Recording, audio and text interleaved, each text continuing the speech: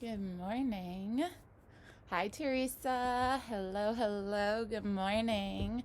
Hi, everyone. Welcome, welcome. Make sure I've got sound up, video on. All right. Well, welcome.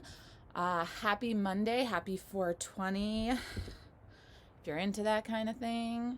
Um, Welcome to Taurus season. It's a big day. Today's got a lot of energy around it. A lot of grounded energy for sure. But if you're here in the comments, go ahead, leave me a comment. Let me know you're here. Say hello, say good morning. Um, and then we're going to jump in. So we're going to do some oracle card. And I've got my tarot deck here. So we'll do a little tarot as well. But cheers to the new week, to the new solar season of Taurus, and to this new energy that we're stepping into. So what we're going to do today is we're going to talk a little bit about sorry about that. We are going to be reflecting a little bit on the Aries season that we just had. That finished up just a couple of days ago, actually yesterday at around 10:34 a.m. Is when we moved into Taurus. But it's important that before we just jump into a new energy and into a new experience, that we take the time to reflect and ground down the energy of the previous season and the previous experience that we've had. So, to reflect a little bit on Aries, like Aries is the cardinal fire sign, meaning that it's an initiator sign. It's a sign that starts things. It's a beginning sign. And we saw a lot of new beginnings happen during this season. And it's a lot of energetic work has to do with your perception and what you're experiencing and how you're choosing to engage with what you're experiencing. And so we have to, during this time, there's so many different realities happening, all at the exact same time. And we have to really be able to take a moment to have some empathy, to put ourselves in each other's shoes, to put ourselves in a different experience.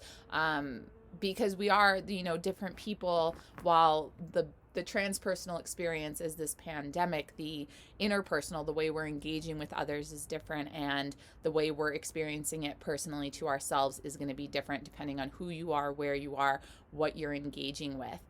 And so it's important that we reflect on this Aries energy. And so Aries brought to us this big pandemic, this big worldwide shutdown, quarantine, social distancing, whatever it is that you want to call it. And it was a new beginning for us. It was the first time probably in most of our lifetimes that we aren't out and socializing and engaging with life in such an interactive way, be it through work or whatever else that it is that we do. But it's the first time that we're being told, like, stay home and, connect to yourself and learn new things. And there's a lot of fear that comes up, of course, whenever something new is happening. But again, it comes down to how we chose to look at it. And I went through like a 3-week grieving process. I lost a lot in just a couple of days when this whole thing started, and I really had to go through a grieving process, and I want to honor everyone who had to go through that. But we don't know how long this is going to go on for, and so at some point we really have to be open and willing to decide that we're going to do things differently, and that we're going to look at our situation differently. And that's a new beginning for a lot of people too, is that when we're so busy doing every single day, we don't have a lot of time to stop and reflect on what it is that we're doing, or how what we're doing makes us feel, and how it shows up in our life, and how that causes a ripple effect with the people we engage with our families, within our own spirits and souls and selves.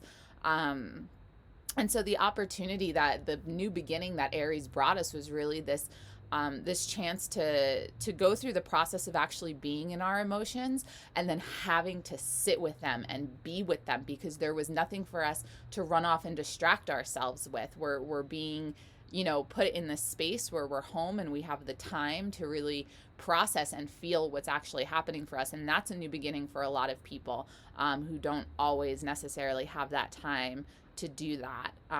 Aries also brought us, like, we got to see nature heal. We're seeing nature heal. We're seeing her natural cycles come back. I saw, images of lions laying in the middle of the street, deers returning to city centers.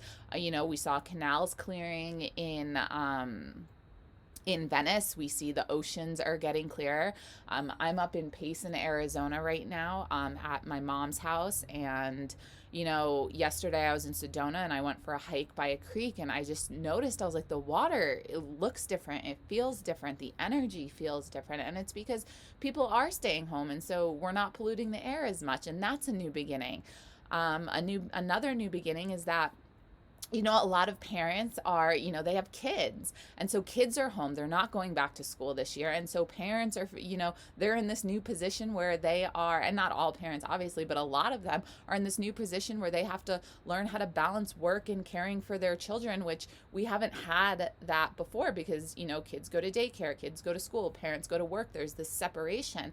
And now we're being invited into this integration where it's, how do we do all these things together and find that balance? And that leads to community. Like, we know we can't do it all on ourselves. We need community. And that's how community is built. It's, what are your strengths and how can I support you in those strengths? And, what are my strengths and how can I support you in my strengths? And we move into that cycle. But beforehand, we never really had to look at those things because we were born and engaging with this system that was just automatic for most of our lives. So Aries really gave us this opportunity to kind of see what we can do differently moving forward once all of this is, it's not going to end. It's not over. There's no ending. It's just a continuation. And so, as we continue now into Taurus season, Taurus is an energy of grounding. It's an earth sign. It's probably the most earthy of all the signs. It's ruled by the planet Venus, and it's a very sensual sign. So it's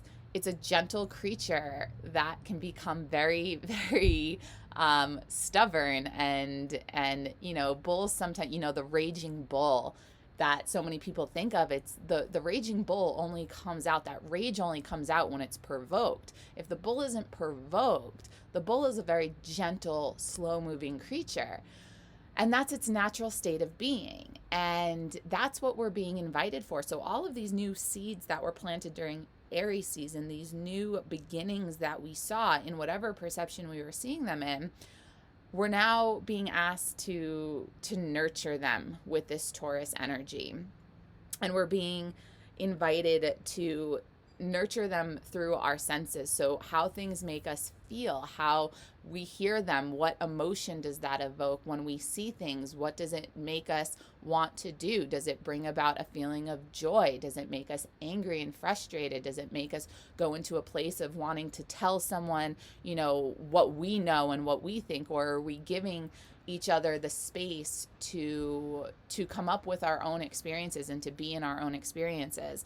And so that's a lot of what Taurus is inviting us to do. So, if you're, still in this place of fear and filling your mind with fearful images and thoughts and ideas, like, it's important to stay informed, but it's important to know where your information is coming from as well. And it's important to do your own research. And so for me personally, like, I don't watch mainstream media. I don't watch the interpretation of news people on what is actually happening in the world. Like, I watch the press conferences, so I get it directly out of the politicians' names. I get it directly out of, what it is that they're saying. And then I go and I research what they say and I look at what's actually happening. And for me, that's peace of mind. For me, that's the opportunity to do more critical thinking and not just take the information that someone's giving me as fact, because we don't know what fact is. The only thing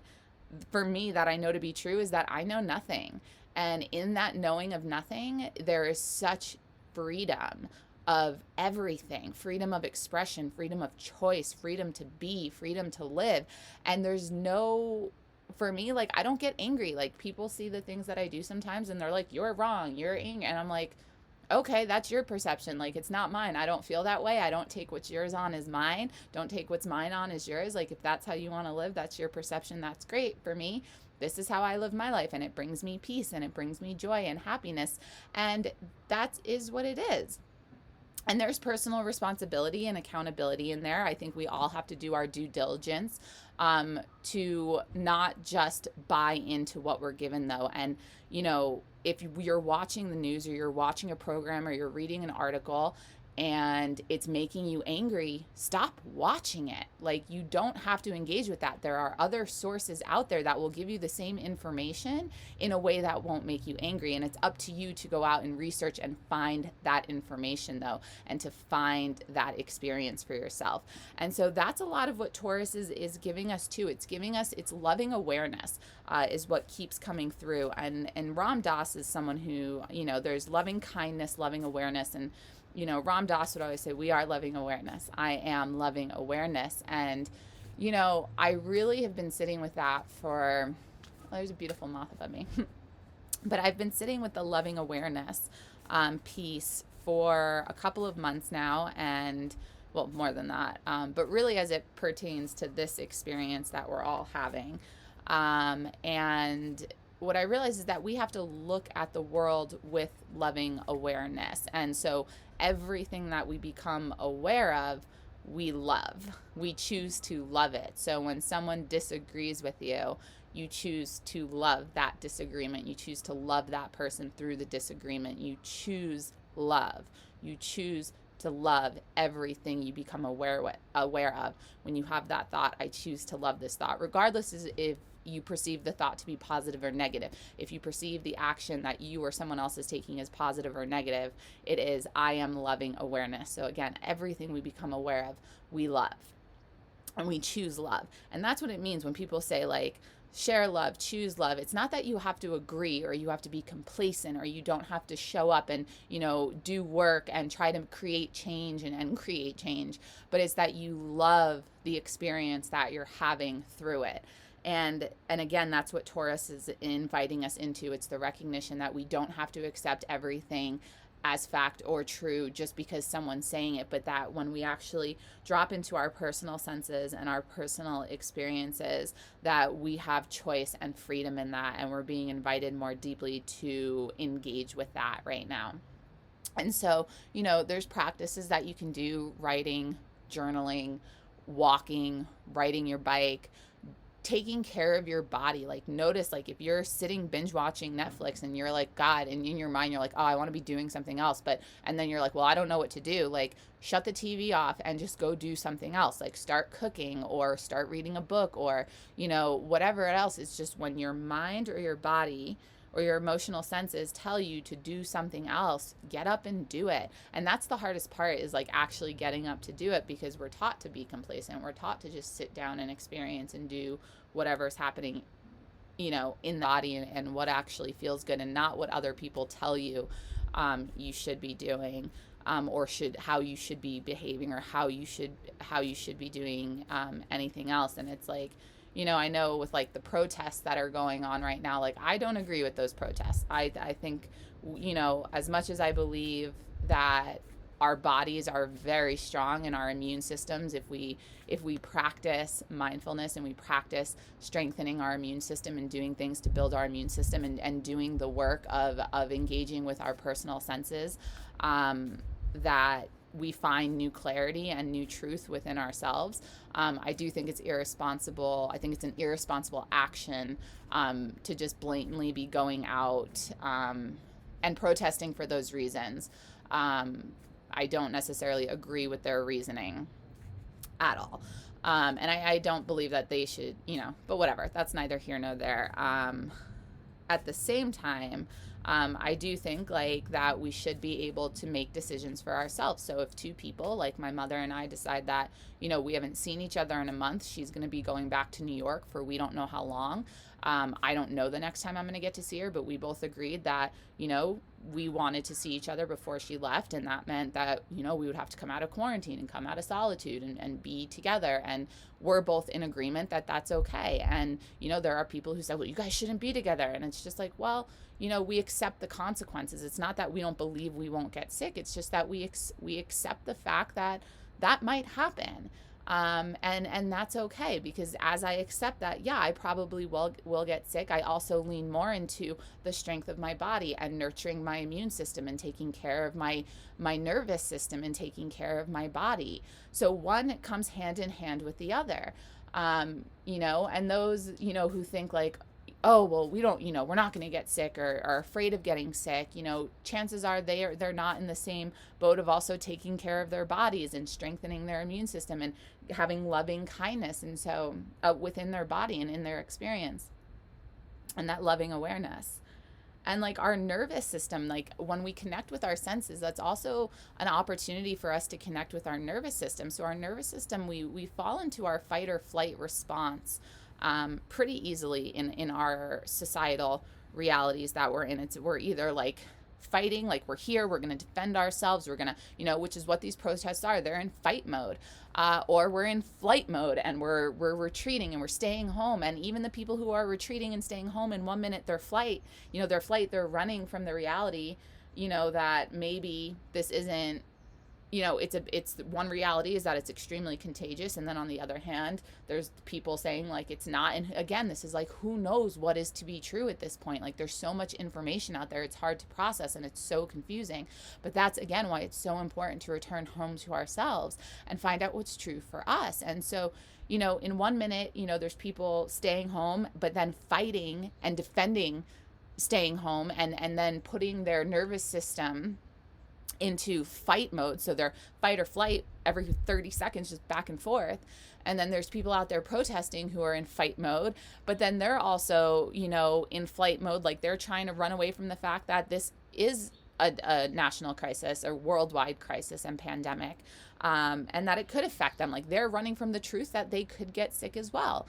And that's a very generalization, obviously not true for every single person out there. But the point being that our nervous system is constantly in this tug of war with itself. And it's a very difficult place for our body and our mind and heart to be in. And so through connection to our senses and connection to our bodies and connection to our own hearts and minds, we come to this place of balance in between fight or flight, where there's just being, and there's just this opportunity to be here in this moment, where like right now in this moment, I'm sitting here, I'm speaking, I hear birds chirping all around me. I open my eyes, I have a beautiful moth above me. I'm sitting on very comfortable blankets. My body feels supported. My mind feels supported. I'm drinking this delicious tea, which I now have 2 of. Thanks, Mom. My mom brought me out tea earlier, but I don't think she knew I already had one. So I'm double fisting quarantine today. Oh my God, that's so good. So good. But so we really have to be paying attention to more than just the external information that we're being given, and start paying attention to what's happening inside of us, and start paying attention to our own personal experiences. And one of the themes of this month is going to be compassion, empathy. One of the themes of this experience, I should say, not this month, is going to be compassion and empathy, and loving awareness and kindness. And empathy is the ability to understand and to put yourself in someone else's shoes, and say, I hear you and I see you.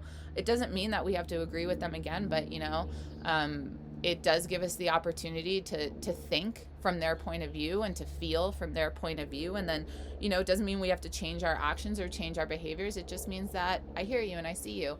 And it gives us a little bit more to think about. And that's really important right now, because what that helps us to do is stop telling people what to do. And no one likes being told what to do, period. So we're being given directive from our governors and from, the government to stay home and self-quarantine from one side. And then on the other breath, it's liberate this, liberate that, go out, go, and it's very confusing.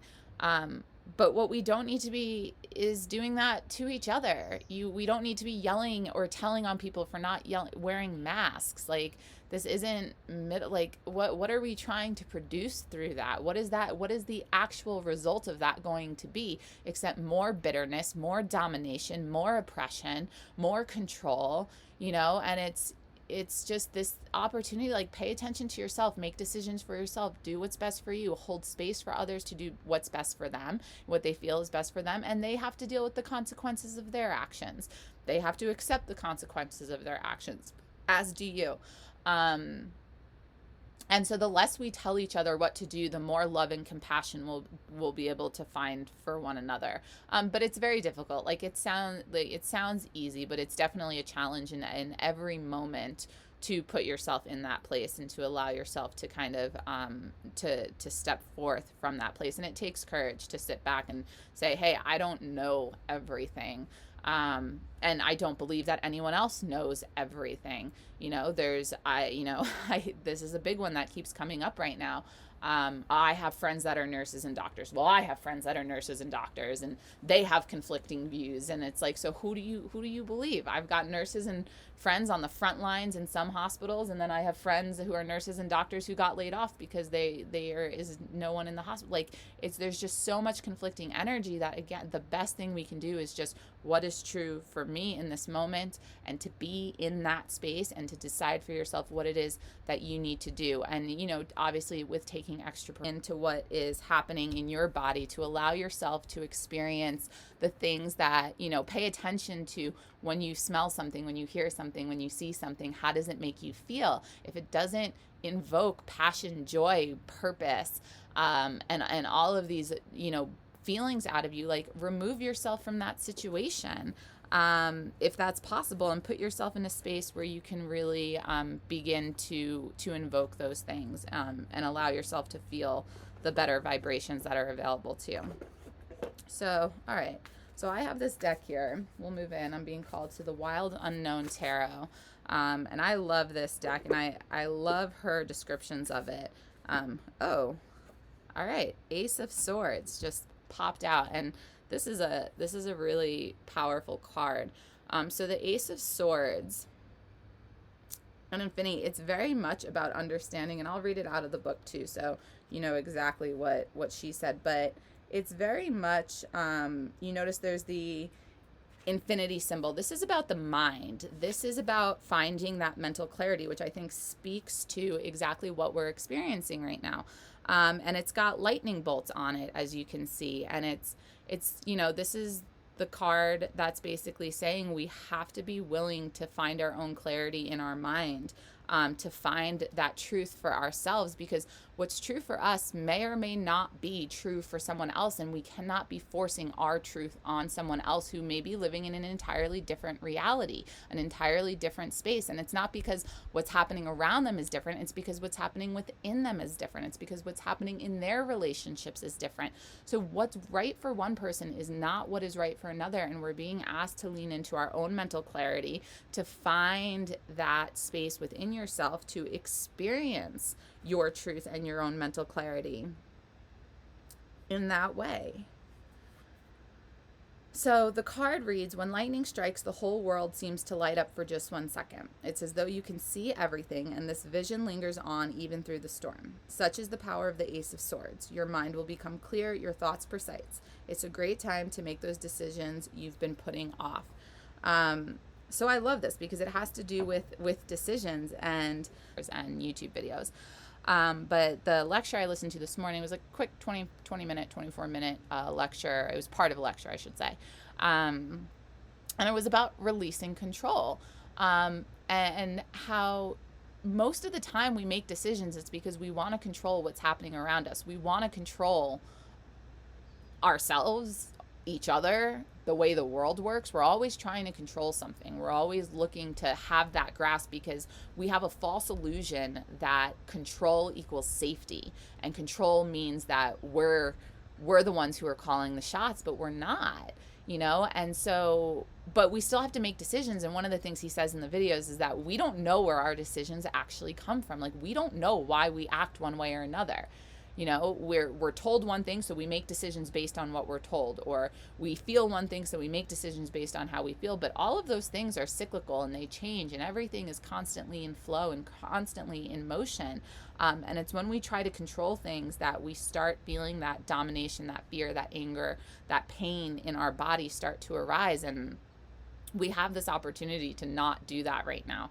We have this opportunity to kind of, you know, make decisions for ourselves that, you know, that's another, like, we're home with our families. We're home, with our roommates or by ourselves, and the decision is left to us. And so when we try to control things, when we try to, like, for example, like boredom, like we try to, like, oh, we're sitting there and we're so bored, and so we try to control it by, doing what we've always done. Well, I won't be bored if I watch Netflix. I won't be bored if I do the same things that I've always done. So we're trying to control our boredom. But really, if we released to our boredom and we just sat there and we said, okay, I'm bored, what can I do with this boredom? Instead of just going to our usual comfort zone of whatever that is. And we released the control of that, and we said, all right, allow me to feel bored. What is this? Well, it feels really icky in my body. It feels like I want to be doing something. It feels like there's a lot of experience that I could be having right now. It feels like maybe I should start working on that project I've been putting off for 6 weeks. It feels like maybe I should be writing or doing something that I haven't done before, or learning something that, like, it doesn't matter. It's going to be different for everyone. Like the results are going to be different based on who you are and what you do. But instead, like, when we can try to control things, we try to fix, we try to hold on, we try to tell, we try to make things our way, because that makes, in some false reality, the idea that then we know what's happening and we're the ones who make the decisions, and we don't. Like, we don't.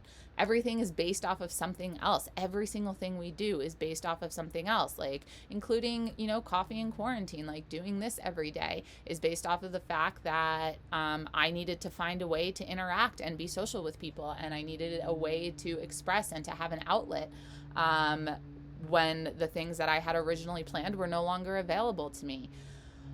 And so everything is born out of something else. Every decision is born out of something else, but we have to give ourselves the time and space to actually feel and process what's happening around us, in order for that to come through, and for that mental clarity to present itself and to arrive. So just take notice of where you're trying to control things. Notice where you're trying to control other people. Notice where you're trying to control your own actions. And allow things to just begin to flow, and allow yourself to just be for a little bit, to just sit and to be and to experience what's happening in your life and in your current experience, because it's going to be different. All right, let's pull a goddess card. Let's see what the goddesses have to say.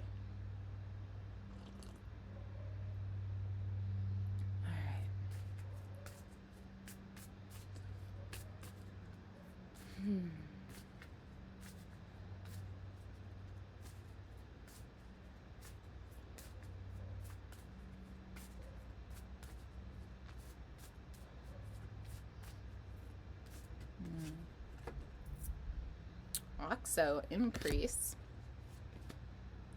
Metis, wisdom, increase wisdom.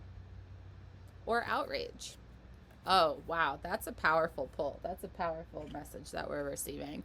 Increase wisdom or increase outrage. That's basically what's happening right now. People are either increasing their wisdom, which comes from a place of allowance and a place of permission to be and to do in one's own sovereignty, or permission to be outraged, fight or flight. Permission to be angry, permission to dig our heels down and be stubborn and tell people what they should be doing, and tell people how they should be behaving based on one's own perceptions and ideas and belief systems that are only theirs, that are theirs. And there's of course truth to things. Like, obviously we do have science, and we should be taking precaution, but we should be making those decisions for ourselves. We should be making those decisions for ourselves. And when we do make those decisions, that's what's going to lead to outrage or wisdom. So, if the decision you're making is to continually feed yourself with information about the pandemic, that's your choice. That's your choice to be in that space.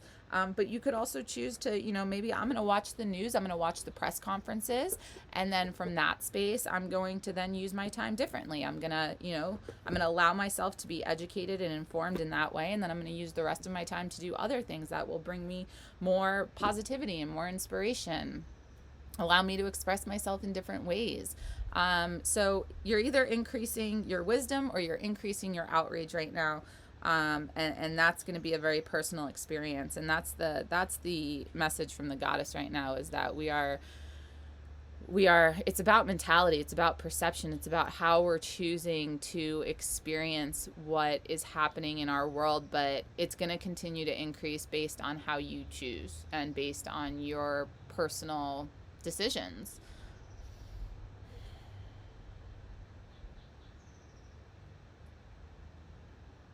And so it's your choice. You have sovereignty over your thoughts, over your mind, over your body. If you choose to receive all information without challenging, if you choose to allow the emotions in your body to dictate your actions, instead of processing, allowing the emotions to flow, because no emotion is permanent unless you allow it to be permanent. Um, Even emotions, they move through our bodies, and when we choose to not process them, when we choose to stay in the anger instead of sitting with the anger and really trying to identify and allowing ourselves to identify why we feel the anger or whatever emotion, it gets stuck in our body and it creates dis-ease, and it hurts our immune system, it hurts our nervous system, it makes us more susceptible to dis-ease in the body. um, our body's always speaking to us, and so listen to it. And that's Taurus energy too. Listen to your body, listen to what's going on inside yourself, listen to the messages that your emotions are trying to tell you. You'll find wisdom in that. Doesn't mean you're going to like what it has to say. It might, your body and the truth underneath the emotion might be contradictory to what your mental mind is telling you, and to what you're receiving informationally from the rest of the world. But that's where the golden gems of truth lie. It's under those experiences.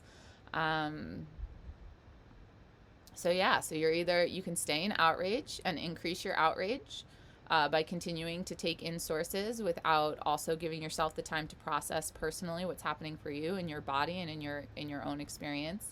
Or you can increase your wisdom by taking that time to ground down, to set parameters and boundaries with the amount of information you're taking in, and taking the time to reflect and process and be with that information and draw critical conclusions from that. Um, yeah. So increase your wisdom or increase your outrage during this time. I'm choosing to increase my wisdom. I'm choosing to, take the time. Like I said, my process, the boundaries I have set is that I do not watch the news.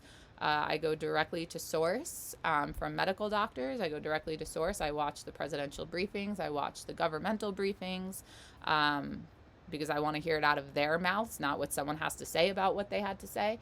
Um, and then I sit with how that makes me feel in my body. I sit with what my truth is, and I sit with my beliefs, and I allow myself to make critical decisions based off of that. And that's my process and my system. And then I use the rest of the time to read, to write, to engage with my current reality, which is right now being in Payson in nature, which has been very, very uplifting for my mental health, which has been very good for my heart opening. It's been great to be with my mom, before she leaves. It's been really helpful to keep my spirits high. And, when I go back to the valley tomorrow or Wednesday, I will take that time to be in solitude in my house and reconnect with my home, and be in that space. So increase your wisdom, increase your outrage. It's your choice. It's all going to be about how you choose to connect to your senses at this time and connect to your body at this time. It's a very earthly time. It's time to ground down. It's time to ground down for sure. So, all right. Well, thank you all for tuning in. Thank you guys for being here. That's all I've got today.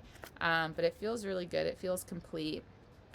So if you like this, please subscribe, hit notifications, because we go live every day at 11. Tomorrow is free flow Q&A.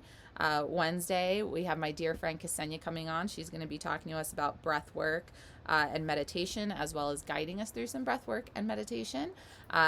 We have a special guest coming on Thursday, TBA. And then Friday, we have DJ P Funk coming on. He's a local DJ and musician here in Phoenix.